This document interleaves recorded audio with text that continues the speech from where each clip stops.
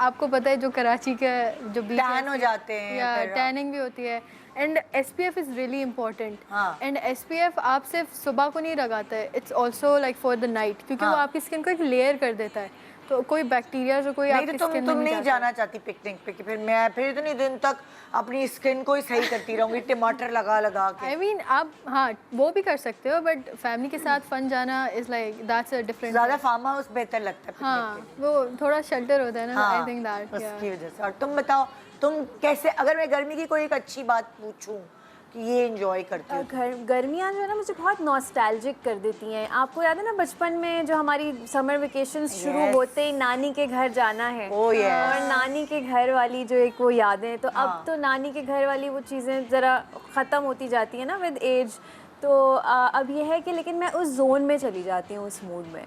सो मैं because also I am an introvert, summers for me is being at home, घर पे रह के मूवीज़, रीडिंग, कुकिंग, ये सारी चीज़ें। और घर में ज़्यादा मैं इंडोर्स प्रेफर करती हूँ, बहुत ज़्यादा आउटडोर एक्टिविटीज़ नहीं। और दूसरा कराची में हम क्योंकि रहते हैं, ठीक है, it's also a blessing, but क्योंकि ट्रॉपिकल इतना नहीं है, ह्यूमिड ज़्यादा है, तो आउटडोर एक्टिविटीज़ हम ज़रा कम ही रखते हैं। वो जो यूजुअली होती हैं वो फिर फॉल के टाइम पे और स्प्रिंग के टाइम थोड़ा पे बेहतर हो होती हैं। जाता है बहुत।